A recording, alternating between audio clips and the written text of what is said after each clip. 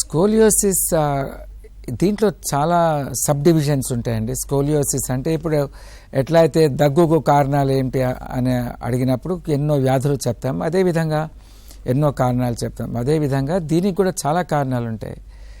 Genetic aspects అంటే జీన్స్లో మార్పు రావడం వల్ల కానీ, లేకపోతే కొన్ని ఐడెంటిఫై చేస్తారు క్రోమోజోమల్ డిఫెక్ట్స్, జీన్ డిఫెక్ట్స్, వాటి వలన కానీ తల్లి కడుపులో ఉన్నప్పుడు వస్తాయి. కొంతమందికి కొన్ని వంశపారంపర్యంగా వచ్చే కారణాల వలన, జబ్బుల వలన, దానివల్ల కూడా వస్తాయి.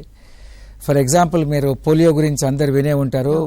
ఫార్చునేట్లీ ఇప్పుడు మన దేశంలో పోలియో వ్యాధి చాలా ఆల్మోస్ట్ నెగ్లిజిబుల్ అయిపోయింది, నివారించబడుతుంది కూడా.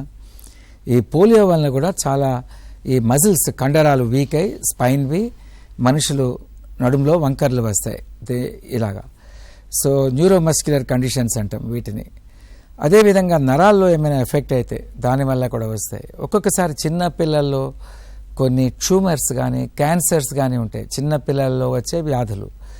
దానివలన కూడా నడుము, వ్యాధి వలన నడుము స్పైన్ ఎఫెక్ట్ అయ్యి స్కోలియోసిస్ వస్తుంది.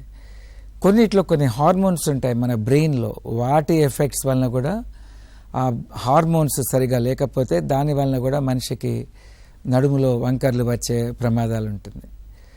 కొంతమందికి ఒక 10% ఫ్యామిలీస్లో రన్ అవుతుంటాయి ఈ స్కోలియోసిస్లు అన్నవి, గోని సంబంధించినవి.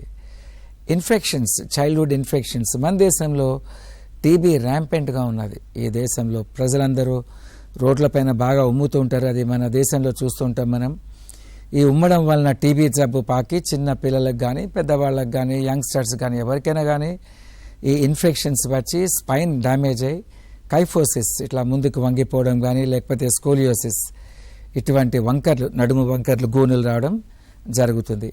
సో ఇన్ఫెక్షన్స్ వలన యాక్సిడెంట్స్ వలన కూడా స్పైన్ డ్యామేజ్ అయితే ఆ నడుము డ్యామేజ్ అయిన నడుము వంకర అయ్యే ప్రమాదం ఉంటుంది. సో ఇన్ఫెక్షన్స్ నుంచి మెటబాలిక్ కండిషన్స్, కొన్ని యాంకిలోజింగ్ స్పాండలైటిస్ అంటాం, ఈ రుమటలాజికల్ కండిషన్స్, ఈ వీటిల్లో కూడా కీళ్ళ వ్యాధులు, వాటిల్లో కూడా నడుములు వంకర అయ్యే ప్రమాదం ఉంటుంది. స్పైన్, వెన్నెముక వంకర అయ్యే కండిషన్స్ వస్తాయి.